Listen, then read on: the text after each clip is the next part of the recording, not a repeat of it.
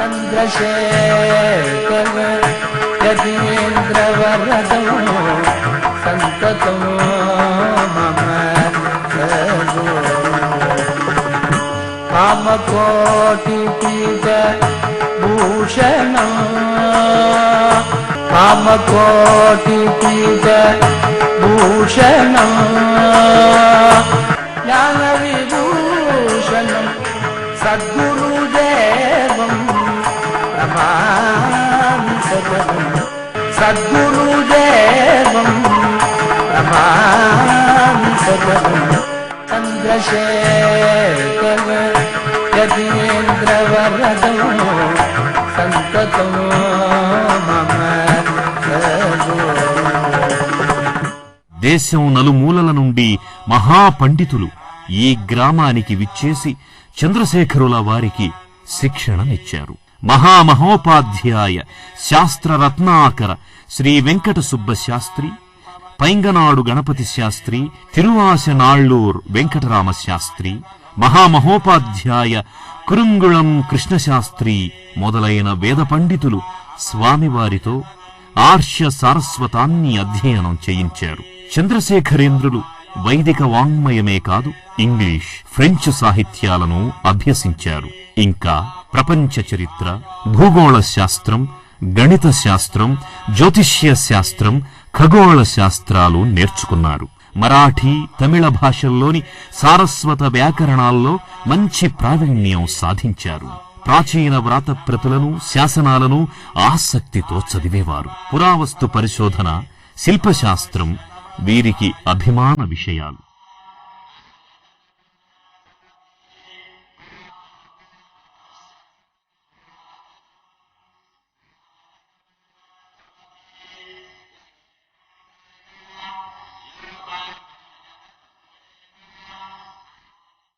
వీరు పలు రకాల వీణలపై సంగీత సాధన చేసేవారు.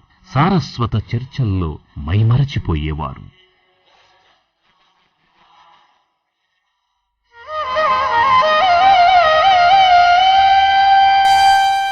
ప్రకృతి పరిశీలనలో స్వామివారు తన్మయులయ్యేవారు. ఫోటోగ్రఫీలోనూ వారికి అపారమైన పరిజ్ఞానం ఉంది. వీలు కలిగినప్పుడల్లా సమీపంలో ఉన్న నదీతీర ప్రాంతాలకు, లంక గ్రామాలకు శిష్య సమేతంగా వెళ్లి అక్కడి మనోహర దృశ్యాలను ఫోటోలు తీసేవారు.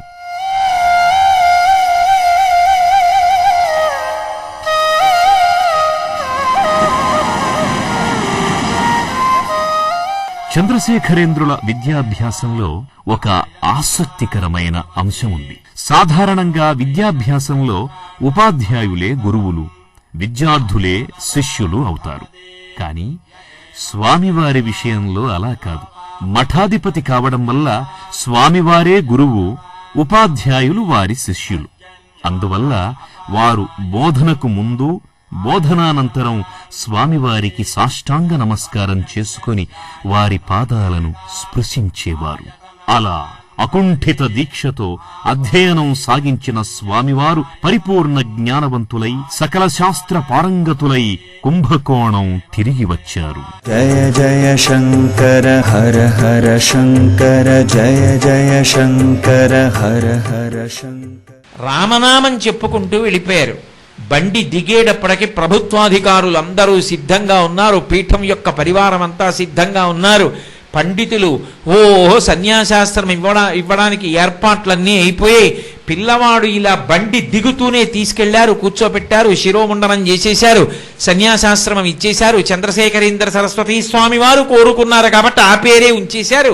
చంద్రశేఖరేంద్ర సరస్వతి అని పేరుంచి 2 గురువులకు ఉత్తరక్రియలు చేయించేశారు. 9 పూట్ల చంద్రమౌళీశ్వరారాధన బాకీ ఉంది. ఇంతకు ముందెప్పుడు దగ్గరగా వెళ్ళి కూర్చుని కూడా చూడని పిల్లాడు. తీసుకెళ్లి పీఠాధిపతులు కూర్చునే ఆసనం మీద కూర్చోబెట్టి 9 పర్యాయాలు పూజ చేయమన్నారు. అసలు ఎప్పుడైనా ఎక్కడైనా చరిత్రలో ఊహించగలమా? కించిత్ ఆకలేస్తే అమ్మ అన్నం పెట్టమ్మా, అమ్మ అన్నం పెట్టమ్మా అని తిరగడం అలవాటైన పిల్లాడు కూర్చొని ఎలా చెయ్యాలి అని అడిగితే ఇది చంద్రమౌళీశ్వరుడు, ఇది త్రిపుర సుందరి, ఇవి గణాధిపతులు, వీళ్ళకి ఇలా చెయ్యాలి. చేసేటప్పుడు మీతో అనుసంధానమవుతూ చెయ్యాలి, మీరే వారన్న భావనతో చెయ్యాలి. కానీ ఆనాడు నేను మనసులో ఒక్కటే అనుకున్నాను. నేను అంటే స్వామివారి మాట మీతో నేను మనవి చేస్తున్నది. నన్ను ఈ పీఠాధిపతిగా తీసుకొచ్చి కూర్చోపెట్టినటువంటి సంకల్పం గురువులైనటువంటి చంద్రశేఖరేంద్ర సరస్వతీ స్వాముల వారిది, మహాదేవేంద్ర సరస్వతీ స్వాముల వారిది. ఎందుకంటే సన్యాసాశ్రమం స్వీకరించినటువంటి వారు నలుగురు గురువుల యొక్క చరిత్ర తెలిసి నిరంతరం వారితో అనుసంధానం అవ్వాలి. 3 రోజుల కన్నా ఎక్కడ ఉండకూడదు. అది ఒక్క మోక్షపురి అయితే ఉండొచ్చు.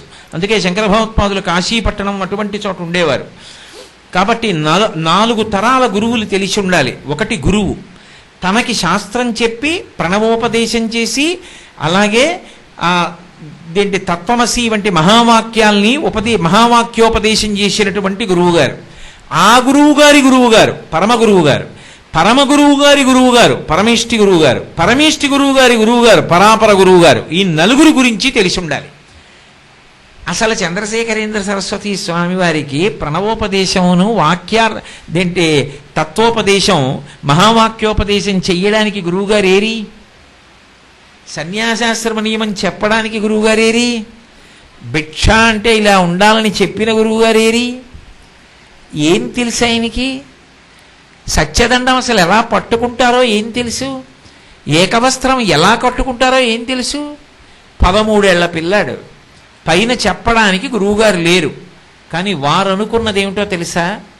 మా గురువుగారి సంకల్పం నన్ను ఇక్కడ కూర్చోపెట్టింది. ఏ గురువు గారి సంకల్పం నన్ను కూర్చోపెట్టిందో ఆ గురువు గారి సంకల్పమే నిరంతరము నన్ను కాపాడుతుంటుంది. ఆ సంకల్పమే ఇక్కడ కూర్చోడానికి నన్ను అర్హుణ్ణి చేస్తుంది. ఈ పీఠం యొక్క మర్యాదకి ఎంత మాత్రమూ ప్రతిబంధకం కలగకుండా, భంగపాటు ఏర్పడకుండా నేను ప్రవర్తించేటట్టుగా నన్ను అనుగ్రహిస్తుంది అని గురువుల మీద పూనికతో కూర్చున్నాను. ఆనాటి నుండి ఈనాటికి ఏనాటికి అన్నారు. ఆ పూనిక ఎప్పటి వరకో తెలుసా? ఎక్కడ ఉన్నా సరే ప్రతిరోజు ఉదయం స్నానం చెయ్యగానే మహాస్వామి వారు కలవై వంక తిరిగి నమస్కారం చేసేవారు. మా గురువులిద్దరూ అవతల మహాదేవేంద్ర సరస్వతి, చంద్రశేఖరేంద్ర సరస్వతి ఇద్దరూ కలవైలో కదా శరీరత్యాగం చేశారు. ఆ కలవై వంక తిరిగి నమస్కారం చేసేవారు. ఇప్పటికీ నాకు కాంచీపురం వెడితే నేను దర్శించాలని ఉవ్విళ్ళూరేవి. నాకు అత్యంత ప్రీతిపాత్రమైనటువంటి ప్రదేశాలు 3. నేను ఇప్పటికీ ఎప్పుడైనా కంచి వెడితే ఓ 2-3 రోజులు ఉండే అవకాశం వస్తే మాత్రం శంకర విజయేంద్ర సరస్వతి స్వామి వారిని ప్రార్థన చేసేది ఏమిటంటే, ఒకసారి కలవై వెళ్ళొస్తాను స్వామి అని అడుగుతూ ఉంటాను. వారు ఎంత దయతో అంగీకరించారంటే, ఓసారి మేము కొన్ని 100 మంది వెడితే కలవై లోపలికి వెళ్ళి కూర్చుని మీ అందరూ భగవన్నామం చేసుకు రండి అని చెప్పారు. ఎప్పుడైనా నీకు గొప్ప అవకాశం ఇస్తాం, ఎక్కడికెడతావు అని అడిగితే నేను తడువుకోకుండా వెంటనే చెప్పే మొదటి ప్రదేశం ఏది అంటే కాంచీపురంలో మహాస్వామి వారి బృందావనం దగ్గర కాసేపు కూర్చోవాలి. 2 శివాస్థానంలో నిర్వాహకులుగా ఉన్న వ్యక్తి ఒక వృద్ధ బ్రాహ్మణుణ్ణి తీసుకొచ్చి, అయ్యా ఈయన 66వ పీఠాధిపతి చంద్రశేఖరేంద్ర సరస్వతి స్వామి వారికి అంతేవాసిత్వంలో సేవ చేశారు, ఈయనే మీకు కూడా సేవ చేస్తారు, కాబట్టి మీకు ఎక్కడైనా ఏమైనా చెప్పవలసి ఉంటే ఈయన చెప్తూ ఉంటారని చెప్పి పరిచయం చేసి వెళ్ళారు. వెళ్ళగానే ఆయన సాష్టాంగ నమస్కారం చేసి లేచి నిలబడి, అయ్యా ఈ జన్మకి మీ యొక్క పరమగురువులైన చంద్రశేఖరేంద్ర సరస్వతి మహాస్వామి వారి సేవ చేసుకున్నాను. ఈ శరీరంతో ఇంకొకరి సేవ చెయ్యడానికి నా మనసు ఇచ్చగించదు, ఏమనుకోకండి, క్షమించండి, నేను మీ సేవ చెయ్యనని వెళ్ళిపోయారు. ఈ విషయం మహాస్వామి వారి చెప్పి ఓ మాట అన్నారు. నిజంగా వారెంత ధన్యాత్ములు, మా పరమగురువుల పట్ల వారికి ఎంత భక్తో, వారిని సేవించిన తరువాత నేను వేరొకరిని సేవించలేనని చెప్పుకున్నారన్నారు తప్ప తప్పు పట్టలేదు. ఆ తరువాత శాస్త్రాధ్యయనం చేసి 13 ఏళ్ల పిల్లవాడు ఎంత తపస్సు చేసి ఉంటారో మీరు ఊహించండి. తర్వాత త్రికాల వీధయ్యారు. వారికి తెలియని విషయం ఏం లేదు ఇంకా లోకంలో. సమస్త శాస్త్ర పారంగతులు. ఎవరు వస్తున్నా సరే వారి మనసులో భావన చెప్పగలిగేవారు. వారు ఉత్తర భారతంలో పర్యటిస్తున్న రోజులలో రాత్రి 11 గంటల వేళ వారు లోపలికి వెళ్ళి పడుకున్నారు. ఈయన ఎక్కడికన్నా వెడితే ఆ ఊళ్ళో ఉన్న వాళ్ళందరూ లేచి నిలబడి నమస్కారాలు చేసి ఆయనకి సేవ చెయ్యాలనుకుంటారే, నేను ఆయనతోనే తిరుగుతున్నానే, నేను ఆయనకి ఏమి సేవ చేయగలుగుతున్నాను? నేను ఏమంత పెద్ద సేవ చేస్తున్నాను అని బాధపడి కళ్ళమ్మట నీళ్లు పెట్టుకుని పడుకున్నారు అరుగు మీద. కాసేపు అయిన తర్వాత కొంతసేపటికి తెలివి వచ్చింది. ఎవరో పక్కన తగిలేరు, ఎవరో తగులుతున్నారని ఇలా చూశారు. మహాస్వామి వారు పడుకుని ఉన్నారు పక్కన. మహాస్వామి వారు పక్కన పడుకొని ఉన్నారు అంటే ఆయనకి నిద్ర పడుతుందా? ఉలిక్కి పడి లేచారు. లేచి నమస్కారం పెట్టి, స్వామి ఏమిటి మీరు వచ్చి ఇలా పడుకున్నారన్నారు. అంటే విసిరికర్ర పెట్టి విసురు కాసేపు అన్నారు. ఆయన ఇంతకన్నా భాగ్యమా అని లేచి విసురుతున్నారు స్వామివారికి. శాస్త్రి బెంగ పెట్టుకోకోయ్, అందరూ చేసిన సేవ కన్నా నువ్వు నాకు ఎక్కువ సేవ చేస్తున్నావు, సరేనా? కానీ అవి చెప్పడం ఒకెత్తు, అవి స్వయంగా అనుభవించినటువంటి మహానుభావుడు ఆయన పక్కనుండగా ఆయన్ని చూపిస్తూ చెప్పడంలో, ఆయన గురువు గారు ఆయన్ని చూస్తూ చెప్పడంలో నేను కూడా ఎంత ఆనందాన్ని పొందుతాం. అంతటి త్రికాల వీధి అయ్యారు. ఎంత నియమనిష్టలు పాటించారో అంత స్థాయికి వెళ్ళారు. వారే ఒక్కొక్క చోట పరిహాసాస్పదంగా కొన్ని మాటలు చెప్పారు. వారు పాఠశాలలో చదువుకుంటున్న రోజుల్లో జంతికలు అమ్మేటటువంటి ఒక బ్రాహ్మణ అమ్మి ఉండేది. ఆవిడ జంతికలు చాలా బాగా చేసేది. ఈ పిల్లలు పాఠశాలలో చదువుకునేటటువంటి ప్రాంగణాల్లో తట్ట పెట్టుకుని ఆ తట్టలో జంతికలు అవి పెట్టుకుని అమ్ముతూ ఉంటారు. ఎప్పుడైనా జేబులో డబ్బు ఉంటే ఆ డబ్బు పెట్టి జంతికలు కొనుక్కుని తింటూ మిగిలినటువంటి పిల్లలందరి దగ్గరికి వెళ్ళి, స్వామినాథన్ పూర్వాశ్రమ నామం, స్వామినాథన్ పిల్లలందరికీ జంతిక చాలా రుచిగా ఉంటుంది, అలా చేసింది ఇలా చేసిందని వర్ణించి చెప్తుండేవారు. ఈ పిల్లలందరూ కూడా ఇంటి నుంచి డబ్బు తెచ్చుకొని జంతికలు బాగా కొనుక్కుంటూ ఉండేవారు. ఆవిడ దగ్గర ఎక్కువ జంతికలు అమ్ముడవుతుండేవి. అమ్ముడవుతున్న కారణం చేత ఓ రోజు జేబులో డబ్బులు లేని స్వామినాథన్ జంతికలమ్మ దగ్గరికి వెళ్ళి కూర్చునో మాట చెప్పారు. అమ్మీ, నీ జంతికల వ్యాపారం చాలా బాగా జరుగుతోంది, రోజుకి 10 అమ్మేదానివి 100 అమ్ముతున్నావు, ఎందుకని? నేను డబ్బున్నప్పుడు జంతిక కొనుక్కుని తింటూ అందరికీ ప్రచారం చేయబట్టి అమ్ముతున్నావు, కాబట్టి నీ కనీస కర్తవ్యం ఏమిటి? రోజు నాకు ఓ జంతిక ఇవ్వాలి. నేను డబ్బులు ఇచ్చినా ఇవ్వకపోయినా ఓ జంతిక ఇవ్వాలి. అది నాకు కమిషన్ అనుకో ఇంకొకటి అనుకో, నాకు అభ్యంతరం లేదు. నేను జంతికలు ప్రచారం చేస్తాను, నువ్వు నాకు ఓ జంతిక ఇవ్వాలన్నారు. ఆవిడ ఎగాదిగా చూసండి, ఇంటోటి ప్రచారం నువ్వు చేయకపోతే నా జంతికలు అమ్ముడవ్వా? నువ్వు తినను అక్కర్లేదు, ప్రచారం అక్కర్లేదు, నేను నీకు జంతిక పెట్టనంది. పెట్టవా అన్నారు. పెట్టను అంది. నువ్వు పెట్టనన్నావు కదా, నీ ముఖం చూడని వెళ్ళిపోతున్నానన్నారు. అంటే ఆవిడంది, పోతానంటో పెద్ద ఏం బెట్టు సరి చేసి పోతే నీకేం పూర్ణకుంభం పెట్టి పిలుస్తాననుకుంటున్నావారా అమ్మని అంది. ఒకనాడు పూర్ణకుంభమే పెట్టి పిలుస్తావే ఏమో చూద్దాంలే అని వెళ్ళిపోయారు. వెళ్ళిపోయిన మహాస్వామి పట్టాభిషేకం పొందారు. 1907 మే 9వ తారీఖు స్వామివారికి కంచి కామకోటి పీఠాధిపతిగా 68వ పీఠాధిపతిగా పట్టాభిషేకం అయింది. పట్టాభిషేకం అయిన తర్వాత పీఠాధిపత్యం వహించి బయటికి వచ్చారు. ఒకప్పుడు చంద్రశేఖరేంద్ర సరస్వతి స్వామి వారితో కలిసి ఊరెడదామని బండెక్కుదామని ఆ కార్వార్ వెంకట్రామయ్యని అడిగారు కదా. ఆ వెంకట్రామయ్య దానికి ఒక చిన్న గౌరవం ఉంటుంది చూడండి. ఇప్పటికి గౌరవ వందనం స్వీకరించారంటారు. అలా పీఠాధిపతులకు ఒకసారి చూపిస్తారు. ఇవిగో ఏనుగులు, ఇవిగో గుర్రాలు, ఇవిగో బళ్ళు, ఇవిగో ఒంటెలు, ఇదిగో గౌరీవాద్యం అని ఉంటుంది మేళం, ఇదిగో గౌరీవాద్యం, మేళగాళ్ళు, పౌరోహిత్యులు, ఋత్విక్కులు, పీఠ పండితులు, విద్వాంసులు, వరుస క్రమాన్నంతటినీ చూపిస్తే పీఠాధిపతులు ఒకసారి అలా వెళ్ళి ఇలా వస్తారు. ఆయన మాత్రం పల్లకీలో లేకపోతే నడిచి, అంతేగాని చక్రాలు ఉన్న వాహనాలు ఎక్కరు, అన్ని బళ్ళు ఉన్నాయి. అలా వచ్చిన తర్వాత స్వామివారు అన్నారు, ఏమోయ్ ఒకప్పుడు నేను కూడా రావాలనుకుంటున్నాను, బండి ఎక్కించుకో అంటే పీఠ పరివారం అయితేనే అన్నావు. ఇప్పుడు స్వామి ఇదంతా మీ పరివారమే అని నాకు ఇవన్నీ చూపించావు. ఇప్పుడు ఇవన్నీ నావేని నువ్వన్నా, నేను మాత్రం ఎక్కడానికి సిద్ధంగా లేను అన్నారు. వెంటనే అతను ఉత్తరీయ నడుము కట్టుకుని నేల మీద పడి నమస్కారం చేశాడు. స్వామి, ఆ రోజు తెలియకన్నాను స్వామి, మీరే పీఠాధిపత్యంలోకి వస్తారని నాకు తెలియదు కదా అని. ఈ పిల్లవాడు తను చదువుకున్న ఊరెళ్ళారు. వెడితే తిండివనం, వెడితే ఊరంతా తోరణాలు కట్టారు. మన ఊళ్ళో మన పాఠశాలలో చదువుకున్న పిల్లవాడు కంచికామకోటి 68వ పీఠాధిపతి అని తోరణాలు కట్టారు, వాద్యాలు పెట్టారు. ఊరంతా ఇళ్లల్లోంచి బయటికి వచ్చారు. మహాస్వామి వారు నడిచెడుతున్నారు. అందరూ పూర్ణకుంభాలు అందిస్తున్నారు. ఒక్కొక్కరు పూర్ణకుంభం అందుకుంటున్నారు. జంతికలు నువ్వు ప్రచారం చేయకపోతే పూర్ణకుంభం పెట్టి పిలుస్తాననుకున్నావా అన్న జంతికల అమ్మి కూడా పూర్ణకుంభం పట్టుకుని ఇచ్చింది. కానీ ఎన్నాళ్ళైంది కనుక చూసి గుర్తుపట్టరు.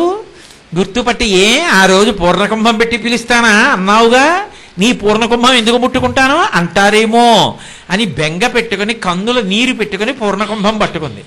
స్వామి నడిచి వెడుతున్నారు, చూశారు. ఒక్కసారి జంతికలవ్వ వంక చూసి ఒక పెద్ద నవ్వు నవ్వి, అవ్వా పూర్ణకుంభం పట్టుకు పిలుస్తానా అన్నావుగా, పూర్ణకుంభం పట్టుకొచ్చావా లేదా అని చేత్తో ముట్టుకుని పూర్ణకుంభం తీసుకుని మళ్ళీ ఇచ్చి ఆవిడ స్వాగతాన్ని అంగీకరించారు. నాకు చదువుతుంటే అసలు మహాస్వామి వారి జీవిత చరిత్ర ఆశ్చర్యంగా ఉంటుంది. కారణజన్ములంటే వీరు కదా, నివురుగప్పిన నిప్పుని ఎవరో ఊత్తారు, అందులో ఉన్నటువంటి ఆ కాంతి, ఆ అగ్ని బయటికి వస్తుంది. అలా ఇప్పటి వరకు నివురు కప్పి ఉంది ఆయనలో ఉన్నటువంటి ఆ జ్ఞానం, అదంతా నివురు కప్పి ఉంది ఆయనలో ఉన్నటువంటి ఆ జిజ్ఞాస, ఆ శక్తి. అంతే, అది ఒక్కసారి ఊదబడింది, పీఠాధిపత్యంలో కూర్చున్నారు, అంతే తనంత తాను భాషించింది. ఎంతటి మహోన్నతమైనటువంటి స్థానానికి ఎదిగిపోయారు అంటే, తరువాతి కాలంలో ఆయన వస్తున్నారు అంటే నమస్కరించని వాడు లేడు. నాతో కాకినాడలో ఒక వృద్ధుడు ఒకప్పుడు ఒక మాట అన్నాడు, ఏమండి ఒక సన్యాసాశ్రమంలో ఉండి పీఠాధిపత్యంలో ఉన్న వ్యక్తి యొక్క దర్శనానికి వెళ్ళినప్పుడు పైన ఉన్నటువంటి చొక్కా బనీను విప్పేసి ఉత్తరీయాన్ని నడుముకి కట్టుకుని దర్శనానికి ఎడతారు. ఆయన చాలా వృద్ధులు, ఇప్పుడు లేరనుకోండి, శరీరత్యాగం చేశారు. ఆయన నాతో చెప్పిన మాట, కామకోటి పీఠాధిపత్యం వహించిన చంద్రశేఖరేంద్ర సరస్వతి స్వామి వారి శరీరత్యాగం చేసిన తరువాత కూడా వారి యొక్క భౌతికమైనటువంటి ఆ శరీరాన్ని చూడడానికి కూడా అందరూ అలాగే వచ్చారు సుమా, ఎవరూ చొక్కా బనీనితో రాలా. అంత ప్రజ్ఞ, అంత గౌరవం, అంత ప్రేమ సంపాదించుకున్నటువంటి వారు ఎవరైనా ఉంటే చంద్రశేఖరేంద్ర సరస్వతి మహాస్వామి వారే. అంత స్థాయిలో యావత్ భారతం ప్రేమని మూట కట్టుకున్నటువంటి వ్యక్తి వారొక్కరే.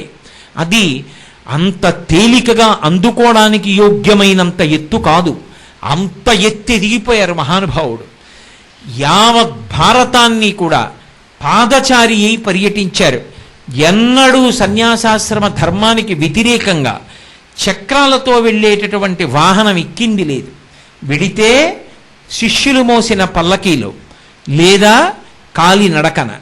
అలా కాలినడకన వెడుతూ ఒకప్పుడు రామేశ్వరం వెళ్ళవలసి వస్తే, రామేశ్వరం వెళ్ళవలసి వచ్చినప్పుడు కూడా ఆ రోజుల్లో బ్రిటిష్ ప్రభుత్వం పరిపాలించిన వారు వాహనంలో వెళ్ళరు, రైల్లో వెళ్ళరని ప్రత్యేకంగా రైళ్ల రాకపోకలు ఆప్ చేసేస్తే కింద సముద్రం ఘోషిస్తుంటే కెరటాలు ఎగిరిగిరి పడుతుంటే, ఇప్పటికీ నా దగ్గర ఆ క్యాసెట్ ఉంది, సత్యజండం చేత్తో పట్టుకుని ఒక్కొక్క దొంగ మించి ఒక్కొక్క దొంగ మీద కాలేస్తుంటే మధ్యలోంచి చూస్తే కింద సముద్రం పెద్ద పెద్ద కెరటాలతో పైకి లేస్తూ ఉంటుంది. విపరీతమైన గాలి, బట్ట ఎగిరిపోతుంటుంది పక్కకి. అటువంటప్పుడు కూడా నియమం తప్పకుండా వంతెన అలాగే సత్యదండాన్ని పట్టుకుని ఒక్కొక్క కమ్మీ మించి దాటుతూ రామేశ్వరం వెళ్ళి దర్శనం చేశారు తప్ప వాహనంలో మాత్రం వారు వెళ్ళలేదు. త్రేతాయుగంలో రామచంద్రమూర్తి ఎలా ఆశ్రమ ధర్మాన్ని పాటించాడో, కలియుగంలో సన్యాసాశ్రమ ధర్మాన్ని మళ్ళీ అలా 100కి 100 పాళ్ళు పాటించినటువంటి మహానుభావుడు చంద్రశేఖరేంద్ర సరస్వతి మహాస్వామి. 9 పూటలు త్రిపుర సుందరి చంద్రమౌళీశ్వరారాధన చేసి కొత్తగా పీఠాధిపత్యం తీసుకుంటే రాత్రి అన్నం తినకూడదు, కేవల పలహారం వరకు కొంతవరకు అనుమతింపబడుతుంది తప్ప, వారు అంత కష్టంలో చిన్న పిల్లవాడిగా అకస్మాత్తుగా పీఠాధిపత్యంలోకి వెళ్ళిన నియమాన్ని కూడా తప్పేవారు కాదు. ధర్మం అంటే ధర్మమే.